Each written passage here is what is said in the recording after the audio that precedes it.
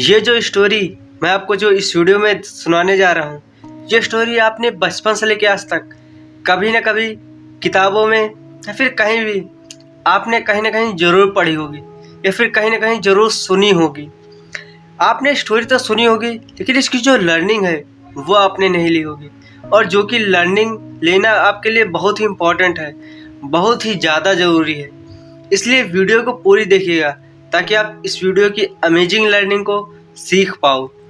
चलिए बिना देरी किए वीडियो को स्टार्ट करते हैं। एक बार 3 राजकुमार ज्ञान प्राप्त करने के बाद जंगल से अपने रथ से अपने महल की ओर वापस आ रहे थे। तीनों राजकुमारों ने सोचा कि क्यों ना हमने जो ज्ञान प्राप्त किया है, क्यों ना उसका कुछ ना कुछ परीक्षण कर लिया जाए, कि हम भी तो देखें जो हमने ज्ञान प्राप्त किया है वो आखिर काम आ भी रहा है या नहीं आ रहा है, इसका कुछ परीक्षण करके देखते।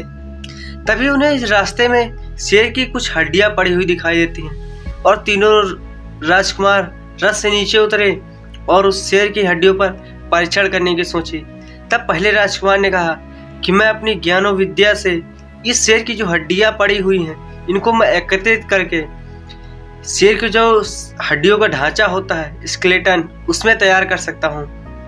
तभी ये सुनकर दूसरे राजकुमार ने कहा कि अगर तुम ऐसा कर दो तो मैं इस शेर की हड्डियों में मांस मज्जा चढ़ाकर इस शेर की जो आकृति होती है उसमें तैयार कर सकता हूँ, उस शेर की शरीर के रूप में। अब ये सुनकर तीसरे राजकुमार ने कहा अगर तुम दोनों ऐसा कर दो तो मैं इस शेर में प्राण डाल सकता हूँ, प्राण फूंक दूंगा। तभी जो रथ चालक है उसने इन तीनों लोगों की बात सुनी और इन तीनों लोगों से कहा कि अगर तुम लोग ऐसा कर भी सकते हो, शेर को जीवित कर भी सकते हो, फिर भी उसे जीवित करने की कोशिश मत करना, नहीं करना, क्योंकि अगर एक बार शेर जीवित हो गया तो हम सबका बुरा हाल हो सकता है। शेर हम सबको मार के खा सकता है, ऐसा करने की भूल भी मत करना। अगर आपको परीक्षण करना ही है तो शेर पर ही क्यों, किसी दूसरे जानवर पर, किसी दूसरे पक्षी पर कर लेना, बहुत मौके मिलेंगे। लेकिन तीनों लोगों ने उस सारथी को डरपोक कहा, कायर तक कहा, और उन लोगों ने उस सारथी की बात नहीं मानी और उस शेर पर ही परीक्षण करना शुरू कर दिया। देखते ही देखते पहले राजकुमार ने अपनी ज्ञान और विद्या से शेर की जो हड्डियां इधर उधर पड़ी हुई थी उन्हें एकत्रित करके उन्हें शेर के ढांचे के रूप में, हड्डियों के ढांचे के रूप में तैयार कर दिया। और ये देखकर जो सारथी था, रथ चालक था, वो बिल्कुल ही अवेयर हो गया, बिल्कुल चौकन्ना हो गया एकदम से। तभी दूसरे राजकुमार ने उसमें उसकी जो मांस मज्जा थी उसे मांस मज्जा एकदम बिल्कुल तरीके से तैयार कर दिया, यानी कि उसे एकदम शरीर की आकृति में, शेर की आकृति के रूप में बनाकर तैयार कर दिया। और वो जो सारथी था, वो जो पहले से ही चौकन्ना था, वो जाके रथ पे भी बैठ गया और लगाम को अपने हाथों में पकड़ लिया, बस एकदम भागना ही है, इतना तैयार हो गया था वो। और जो तीसरे व्यक्ति ने, जब तीसरे राजकुमार ने उसमें जैसे ही प्राण डाले, वैसे ही वो सारथी रथ लेकर अकेले ही फरार हो गया। 9-2-11 हो गया तुरंत, और बचे यही तीनों लोग। और शेर भी जाने जब उसमें प्राण आ गए, शेर ने दहाड़ा, वैसे ही वो जाने शेर कब से भूखा रहा होगा, कब से भूखा प्यासा मरा पड़ा रहा होगा। तब उसने इन तीनों लोगों को देखा, और शेर का तो काम ही है जिसे भी पाओ चीर फाड़ कर खा डालो, और वही हुआ इन तीनों के साथ भी। इन तीनों लोगों को शेर ने चीर फाड़ कर खा डाला और वो जो सारथी था वो बच गया। अब अगर इस वीडियो की लर्निंग की बात की जाए, यहाँ तक तो आप लोगों ने सुना होगा, सीखा होगा, लेकिन अगर इस वीडियो की लर्निंग की बात की जाए तो लर्निंग ये है कि अगर देखा जाए तो ये तीनों लोग उस सारथी से ज़्यादा बुद्धिमान थे, इनके अंदर उस सारथी से ज़्यादा ज्ञान था, लेकिन इन्हें ज्ञान था, ज्ञान का उपयोग करना नहीं पता था। और वो जो सारथी था उसे ज्ञान तो ज़्यादा नहीं था, लेकिन उसे ज्ञान का उपयोग कहाँ करना है और कहाँ नहीं करना है, इस चीज़ का उसे ज्ञान था।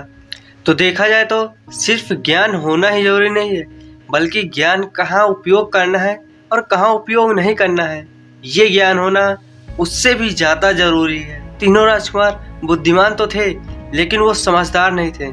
जो समझदार होता है उसे ये दोनों चीज़ का फ़र्क बिल्कुल पता होता है, आसानी से पता होता है, यानी उसे पता होता ही है कि उसे ज्ञान कहाँ उपयोग करना है और कहाँ उपयोग नहीं करना है। और समझदार को एक आम भाषा में बोला जाता है कॉमन सेंस।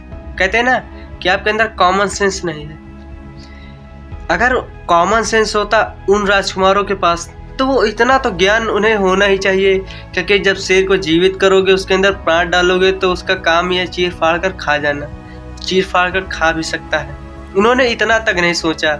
और वो जो सारथी था उसके अंदर ज़्यादा ज्ञान तो नहीं था, लेकिन उसने इतना दिमाग लगा लिया कि अगर शेर को जीवित करेंगे तो हमें खा भी सकता है। तो इतना तो कॉमन सेंस होना ही चाहिए था उनके अंदर, मगर इतना कॉमन सेंस नहीं था। तो आपके अंदर ज़्यादा ज्ञान होना नहीं है तब तो काम चल जाएगा, लेकिन अगर कॉमन सेंस नहीं है, नहीं क्या, अगर आप समझदार नहीं हैं, अगर आप इंटेलिजेंट नहीं हैं, तो आपका काम नहीं चलेगा। वो 3 राजकुमार ब्रिलियंट थे, लेकिन ये जो सारथी था वो इंटेलिजेंट था। तो आई होप स्टोरी की जो लर्निंग है, जो सीख है कहानी की, वो आपको पसंद आई होगी, वो आपको समझ में आई होगी। यानी कि बुद्धिमान होने से भी ज़्यादा ज़रूरी है आपके अंदर कॉमन सेंस होना, यानी कि समझदार होना। ब्रिलियंट से भी ज़्यादा ज़रूरी है इंटेलिजेंस का होना आपके अंदर।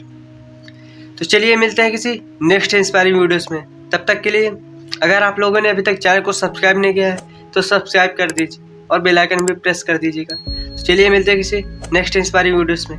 तब तक के लिए जहाँ भी रहिए, जैसे भी रहिए, खुश रहिए, मस्त रहिए, मुस्कुराते रहिए और ऐसे अपना प्यार बांटते रहिए।